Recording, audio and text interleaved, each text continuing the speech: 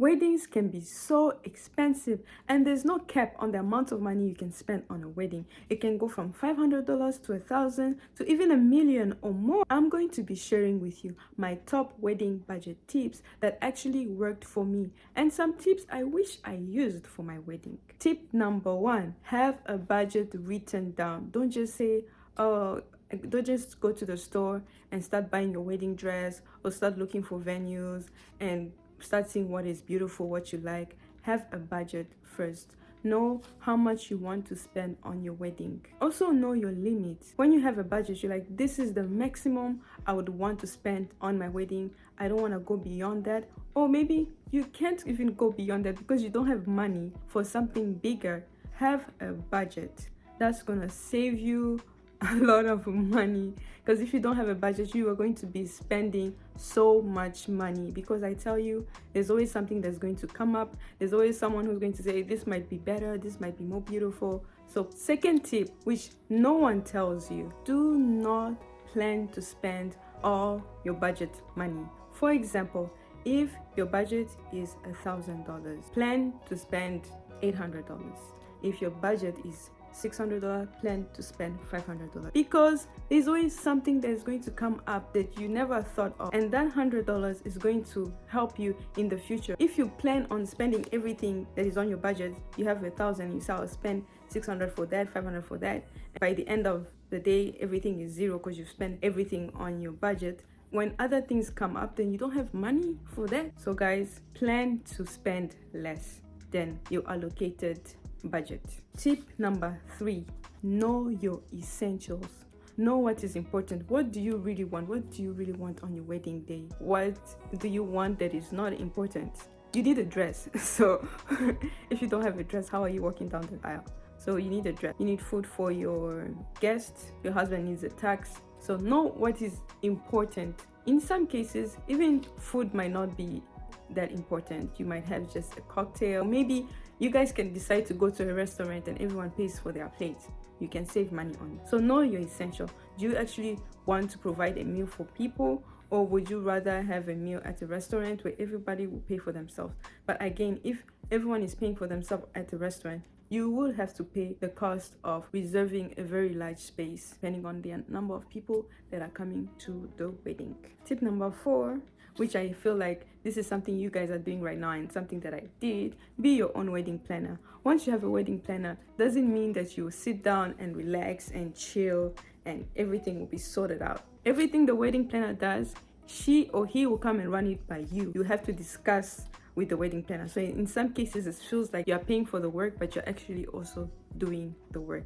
Though wedding planners can be good. If you guys can afford the wedding planner, go ahead. If you can't afford the wedding planner, you want to save, be your own wedding planner and look at videos like this that can give you tips that will assist you on planning your wedding. Tip number 5, the dress. If you want a princess dress, glitters and all those, if you want that kind of dress, you can get it for a cheaper price, but you can also get it for a very expensive price. My dress was beautiful.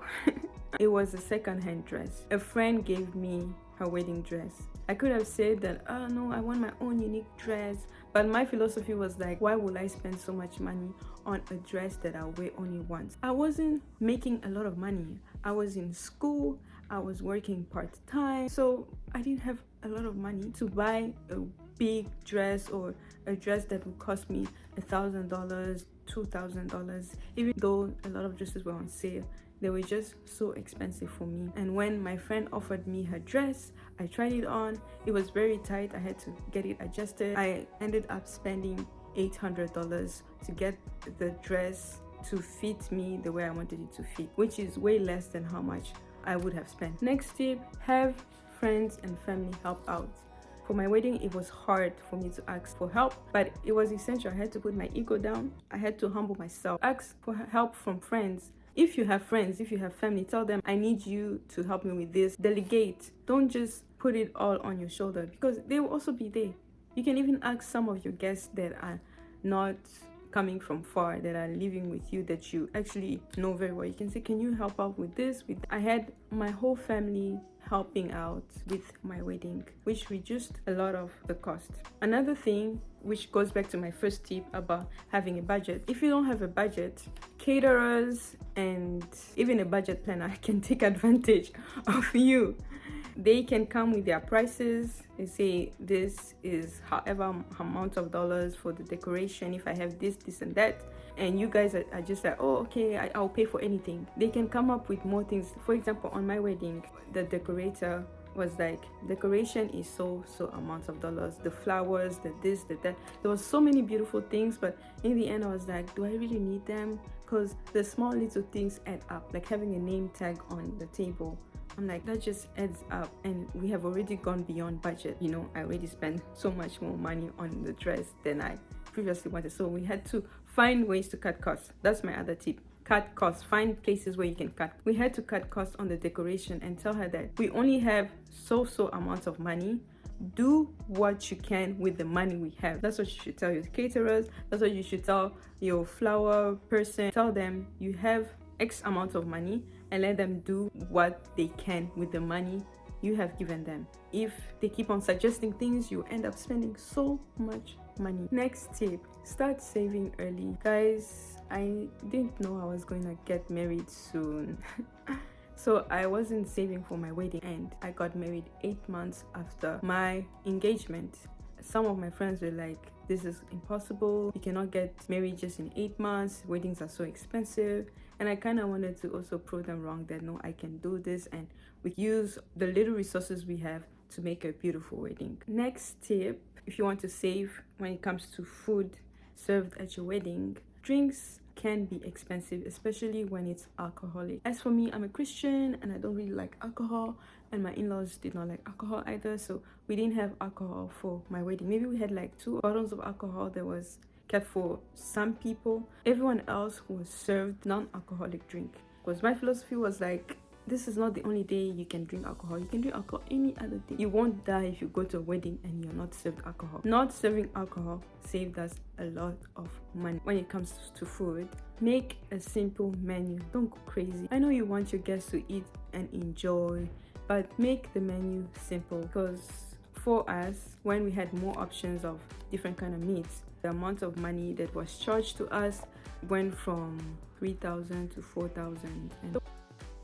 Because in the end of the day, we did not even eat on in our wedding.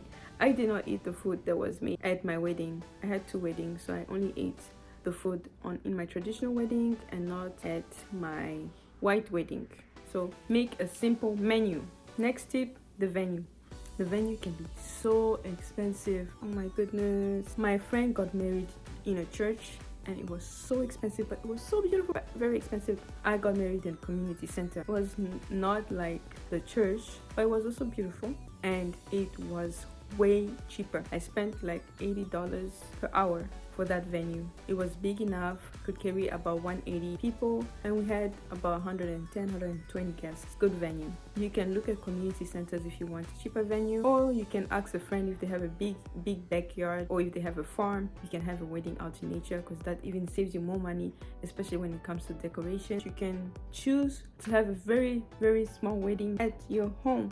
But if you live in an apartment, then that's hard. So yeah, community centers are the way to go when it comes to venues that will save your bank. My most important must-have was videography and photography.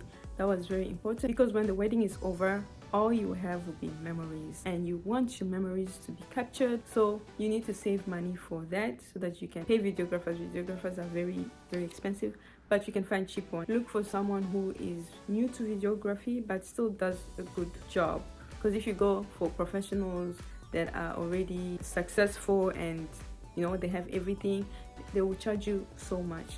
But those who are just upcoming professionals, they can do a good job but cheaper. Another saving tip for the ladies, hair and makeup can be so expensive. If you have one person for your hair, one person for your makeup, the price might be too expensive for you. Because I had someone who was gonna do my makeup, she charged me $300. Then I had someone who was able to do my makeup and hair for $300. Though my makeup artist, in the end, she was a scammer. That's a story for another day. But you can spend less for more. So it's better to have the makeup artist and the one who's going to do your hair to be the same person instead of two different people. Last tip, which will be refining one of the tips that I said before, and I think this is one of the most important tips that you should know and you should do, is cut costs. So after you have allocated and you've like, I'm gonna pay for this, for that, and everything is settled on how much you're paying, start looking at places where you can cut costs. For example, for the decoration, we didn't need 3 glasses for people to have 3 glasses, one for wine, one for water, one for non-alcoholic drink. That was expensive. So we like, everyone is going to have 1 glass, and if they want water, we have bottled water. You can choose that. So find places where you can cut costs. Again, decoration, flowers, like long flowers, big centerpieces. We made small centerpieces for each table. Only our table had a big centerpiece, because at the end of the day, people won't really think about the decoration or how many cups they had on their table, but they're going to think of you guys, how you guys look, how you dance, how they enjoyed the food, and how they enjoyed the music. Another way to cut costs would be making your own song list, having your own music set up, and having someone to just play the music for you. If you want, you can hire a DJ or upcoming DJ. Always go for upcoming people and not for people who are already established, because people already established, they can be so expensive, and you're somehow helping those upcoming professionals or upcoming students who would become future photographers or videographers, decorating people, advertise their skills, and you're helping them out, but in return you're having a good service for a better price. Another way you can also cut costs is transportation. You, on your wedding day, you want to be in a beautiful car, maybe a limo or whatnot. You can have that, because I say there's no cap when spending for wedding, but you can choose someone who has a nice car that is your friend. You can say, can you please drive me? Can you drive us? My friends were the ones who drove us to and from the wedding, and it was beautiful. You can have a friend decorate the car for you. Boom. So for the people who do not have families and friends to help out with their weddings, I suggest that you start saving in advance, because you would need help. Start saving and start making friends. That sounds bad, because it feels like you're trying to make friends just for a wedding, but start making friends. That's another way you can save money for your wedding, and you can have a dream wedding. Just be patient with yourself. Know that that's only one day, yes, but also that's the best day of your life, and the most important thing is that you're gonna be with your husband and you're going to get married at the end of the day. Please, as a wedding planner yourself for your wedding, make sure you delegate, so that when the wedding is going on, you're not going to be the one who's going to be looking, oh, why is this not this, why is this not that. Let your uncle or your mom or your cousin be the one to supervise as the wedding goes on, so that you can have a perfect experience. If you guys want more tips on this, comment below. I'll give you more tips. Like, it's very fresh in my mind since I just got married 5 months ago. Bye.